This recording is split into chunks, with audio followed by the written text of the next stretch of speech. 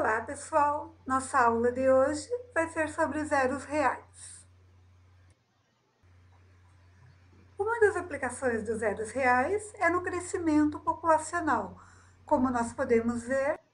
O crescimento de uma população pode ser modelado durante pequenos períodos de tempo, assumindo-se que a população cresça continuamente no tempo, em uma taxa proporcional ao número de indivíduos existente no instante t.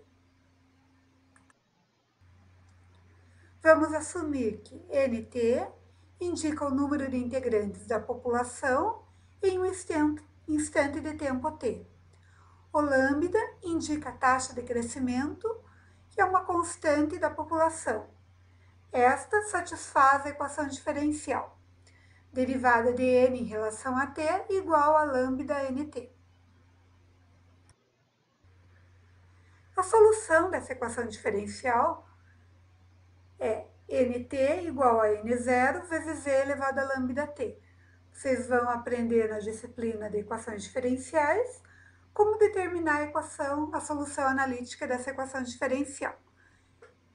O valor de n0 normalmente é dado no problema. O valor de lambda eu consigo encontrar com os dados do problema.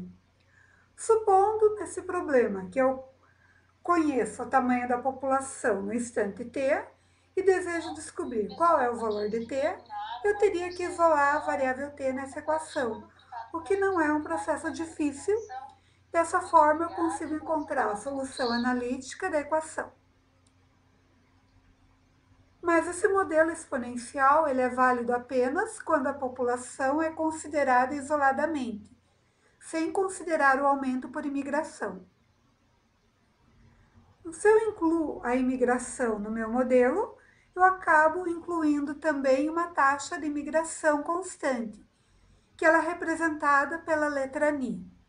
A equação diferencial se torna derivada de n em relação a t é igual a lambda vezes nt mais ni. A solução dessa equação diferencial, encontrada através de um método analítico, é dada pela equação nt igual a n0 vezes e elevado a lambda t mais v sobre t, que multiplica e elevado a lambda t menos 1. Então, considerando que n0 seja um dado inicial do meu problema, eu tenha o valor de lambda, os valores de v, t e nt, minha única variável vai ser o tempo. Como que eu vou isolar o tempo nessa equação? É um processo complicado e ele nem sempre pode ser feito analiticamente. Então, eu posso utilizar um método numérico para resolver essa equação. Logo, nesta unidade, vamos estudar os métodos numéricos utilizados para obter soluções aproximadas para equações desse tipo, quando a solução exata não pode ser obtida por métodos analíticos. Vamos considerar um dos problemas mais importantes das aproximações numéricas. Como determinar as raízes de uma equação? Esse processo de determinar as raízes envolve calcular a raiz, ou seja, a solução de uma equação da forma f de x igual a zero para uma dada função f. Então, qual o valor que eu preciso atribuir a x para que, substituindo na função, o valor da função seja igual a zero? Então, lembre-se que a raiz de uma equação também é chamada de zero da função. Então, a definição formal. Seja f uma função real, definida e contínua em um intervalo, dizemos que x barra é zero ou a raiz de f nesse intervalo se o valor da função na raiz for igual a zero. Então, ou seja, x barra só vai ser raiz ou zero da função se substituir o valor da raiz na função e esse valor se anular. Vamos ver alguns exemplos. exemplo 1, vamos considerar a função f de x igual a 3x mais 6. Para encontrar a raiz da equação de uma forma analítica, eu preciso igualar a função a zero.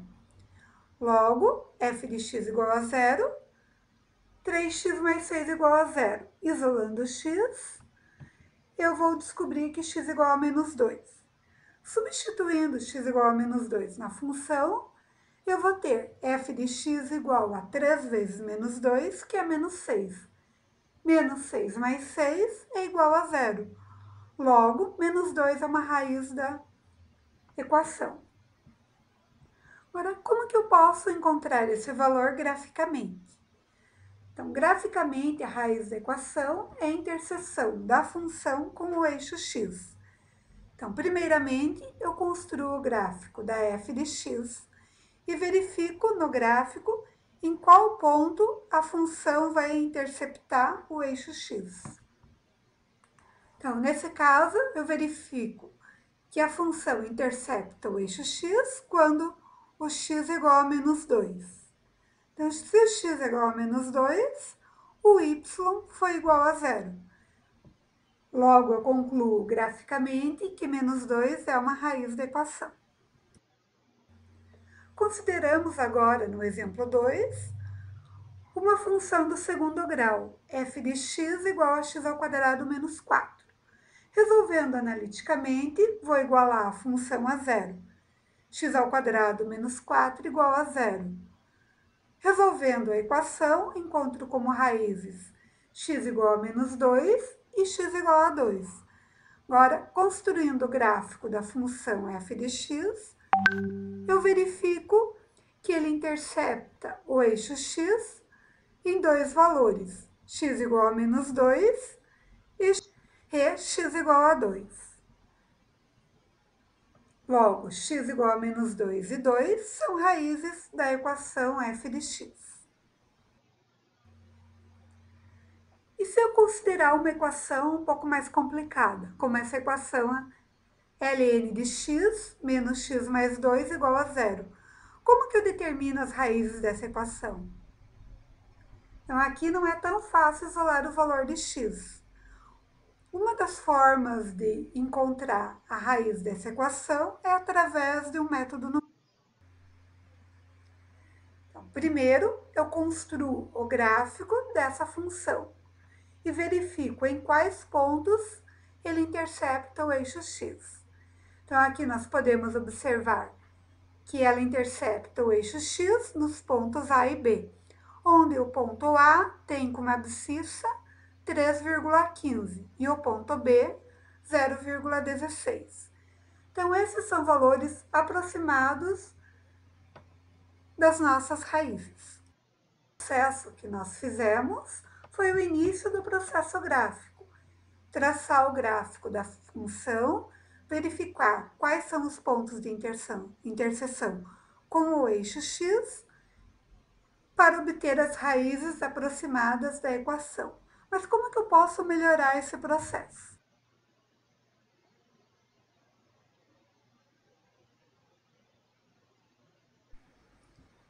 Para determinarmos a raiz x barra, vamos resolver a equação f de x igual a zero, utilizando algumas estratégias.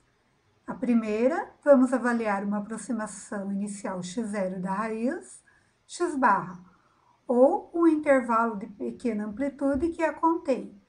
Após, refinamos essa aproximação através de um método iterativo que gera uma sequência de aproximações x1, x2, até xn da solução desejada. Alguns métodos utilizam somente a aproximação inicial x0 e outros necessitam do intervalo que contém a raiz. E a segunda estratégia, que é o refinamento do método, que diferencia um método do outro.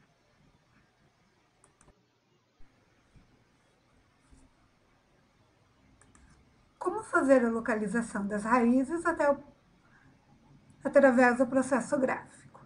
Graficamente, os zeros reais são representados pelas abscissas dos pontos, onde uma curva intercepta o eixo x. Então, nesse exemplo, nós podemos verificar que nós temos 3 raízes da equação, 3 zeros reais, α1, α2 e o α3.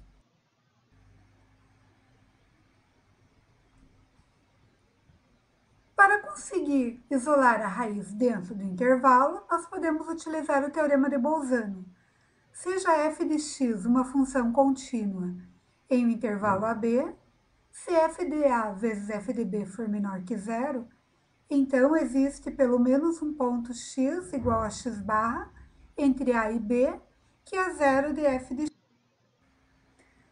Eu consigo verificar melhor esse teorema de Bolzano através dessa figura. Então, na figura A, eu verifico que nesse intervalo eu tenho uma única raiz α1. f de A é menor que zero, f de B é maior que zero, garanto uma única raiz no intervalo. Na figura B, o f de A é menor que zero, o f de B é maior que zero. Então, eu garanto a existência de pelo menos uma raiz, e aqui eu tenho 3 raízes, α1, α2 e α3. Na letra C, tenho novamente um intervalo que satisfaz o teorema de Bolzano. f de A vezes f de B menor que zero, onde eu vou ter 2 raízes da equação. Mas o que aconteceu analisando esses 3 gráficos? Tem intervalos AB que possuem uma única raiz, e tem intervalos que contêm mais de uma raiz na equação. Quando eu utilizo métodos numéricos para determinar a raiz de uma equação, eu preciso aplicar o método uma vez para cada raiz que eu desejo determinar. Então, é interessante que o intervalo que eu estipular contenha uma única raiz da equação. E como que eu consigo fazer isso? Considerando as hipóteses do teorema de Bolzano, se a primeira derivada existir e preservar o sinal no intervalo AB, então esse intervalo contém o único zero da função. Então, se a primeira derivada não mudar de sinal dentro do intervalo AB, eu garanto a existência de uma única raiz, como acontece nessa figura. O intervalo AB, a função é crescente, logo a primeira derivada é maior que zero. Então, a primeira derivada é maior que zero em todo o intervalo AB. Temos uma única raiz da função. Voltando aos gráficos anteriores, eu posso fazer essa mesma análise nos intervalos. Então, na figura A, dentro do intervalo AB, a função é crescente, a primeira derivada maior que zero, tem uma única raiz da equação. Na figura B, a função muda de crescente para decrescente, dentro do intervalo AB. Então, nesse caso, eu tenho mais de uma raiz no intervalo. Mas se eu fixasse um intervalo menor, por exemplo, mantenho o intervalo, o limite inferior A, e pego o limite superior B um pouquinho depois do α1. Então, a função vai ser sempre crescente e garante a existência de uma única raiz. Na figura C, eu tenho 2 raízes no intervalo e verifico que nesse intervalo a função mudou. A primeira derivada era positiva, passou a ser negativa e retornou a ser positiva. Nesse caso, eu tenho mais de uma raiz no intervalo. Então, sempre que eu tiver mais de uma raiz no intervalo, eu posso restringir esse intervalo de tal forma que o intervalo contém uma única raiz da equação. Uma forma de isolar as raízes é tabelar para vários valores de x e analisar as mudanças de sinal e o sinal da derivada no intervalo que mudou de.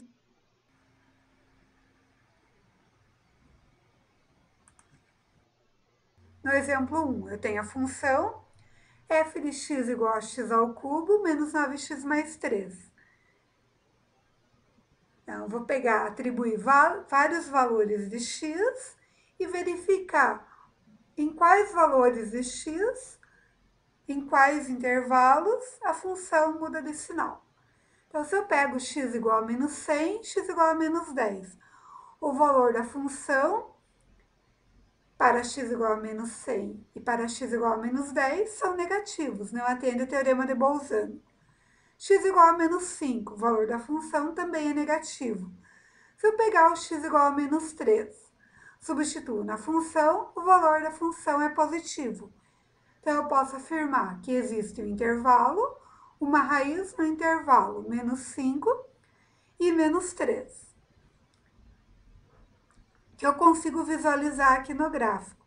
Entre menos 5 e menos 3 tem uma raiz da equação. Mas eu posso ter mais de uma raiz dessa função. Então, vou atribuindo outros valores para x. X igual a menos 1, valor da função positivo. X igual a 0, valor da função positivo. X igual a 1, valor da função negativo. Então, vou ter uma outra raiz no intervalo 0 e 1.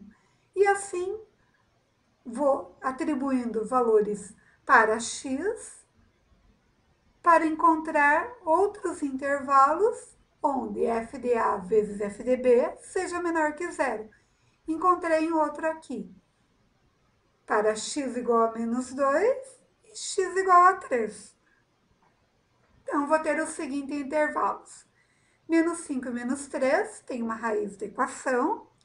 0 e 1 tem outra raiz da equação. 2 e 3 mais uma raiz da equação. Então, eu consigo encontrar esses intervalos sem fazer o processo gráfico, apenas escolhendo, atribuindo valores aleatórios para x, de tal forma em que o valor da função altere o sinal dentro do intervalo AB. Então, construindo o gráfico, realmente eu consigo confirmar uma raiz entre menos 5 e menos 3, a outra está entre 0 e 1, e a última está entre 2 e 3. X está entre 1 e 2. Se eu quiser um intervalo um pouquinho menor, eu posso dizer que x está entre 1,5 e 2. Isso vai depender um pouco da precisão do gráfico. Quanto menor o intervalo que eu utilizar, mais rápido eu consigo chegar na solução, quando eu for usar a fase do recurso. Então, aqui eu posso dizer que a solução exata pertence ao intervalo 1,5 e 2. Então, outro recurso, ao invés de construir o gráfico de toda a função, seria separar a função em duas funções. Então, g de x, que é uma parte da função, fica no primeiro membro, e a outra parte da função h de x no segundo membro.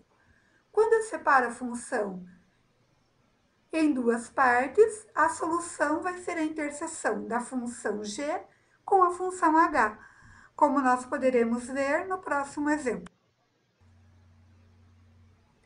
Então, eu vou considerar o gráfico agora da função f de x é igual a log de x menos x mais 2. Então, eu separei uma função no primeiro membro, a g de x vai ser a log de x. No segundo membro, eu vou ter o h de x vai ser igual a x mais 2.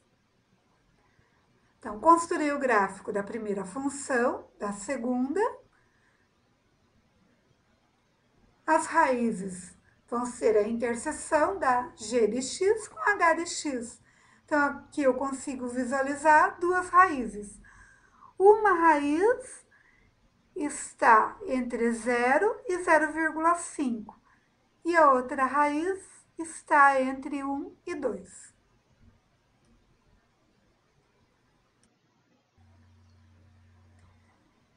Mais um exemplo, vou determinar graficamente os zeros da função f de x igual ao cosseno de x menos ln de x. Então, cosseno de x é a minha primeira função. Eu vou chamar de g de x. ln de x é a segunda função. Passando para o segundo membro, fica ln de x. Atribuo valores para x, encontro os valores da função g. Atribuo os mesmos valores para x para determinar os valores da função h de x. Agora construo o gráfico da g de x e da h, que é esse gráfico aqui. Então, a interseção da g de x com h de x está no valor de x aproximadamente igual a 1,3. Então, esse é o valor de x0, a aproximação inicial para a raiz. Agora, precisamos encontrar o intervalo que contém a raiz.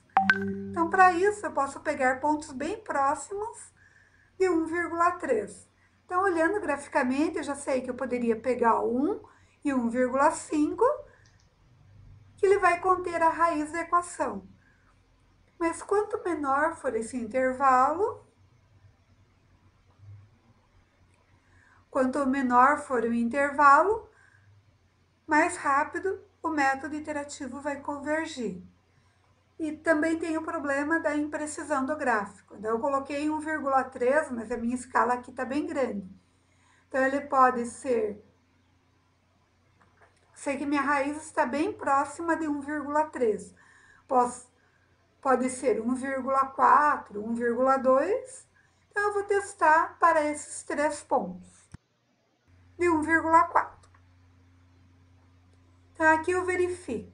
Vou utilizar o ponto que encontrei no gráfico, 1,3, e verifico que o f de 1,3 é positivo. Agora, eu vou pegar um ponto próximo. Se eu pego x igual a 1,2, o f de 1,2 também é positivo. Não atende o teorema de Bolzano. Posso dizer que esse intervalo não contém a raiz. E se eu pegar 1,3 e 1,4? O f de 1,3 é positivo, o f de 1,4 é negativo. Então, eu garanto que nesse intervalo contém uma raiz da equação. Então, pelo teorema de Bolzano, para que o intervalo contenha a raiz da equação, f de a vezes f de b é menor que zero. Logo, fazemos a igual a 1,3 e b igual a 1,4. Pois nesse intervalo, f de a vezes f de b é menor que zero. Então, consegui um intervalo que contém a raiz da equação, 1,3 e 1,4. Agora, nesse problema, nós temos um caso particular.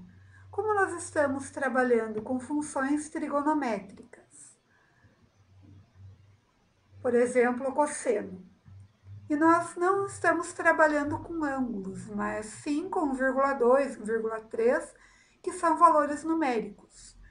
Eu preciso trabalhar com radianos. Então, logo eu vou precisar mudar a minha calculadora para que ela calcule as funções trigonométricas em radianos. Agora, o exemplo 4. Escolhida uma aproximação inicial para a raiz, ou o intervalo que contém a raiz, geramos novas aproximações, até que um critério de parada seja satisfeito. Esta fase é chamada de refinamento da raiz. Os métodos para a resolução de equações f de x igual a zero se diferenciam na forma como são geradas as sequências de aproximações, ou seja, a diferença dos métodos numéricos encontra-se na fase do refinamento da raiz. E assim terminamos a nossa aula de hoje. Tentem resolver os exercícios, podem postar as dúvidas no fórum e nos encontramos no Google Meeting. Até a próxima!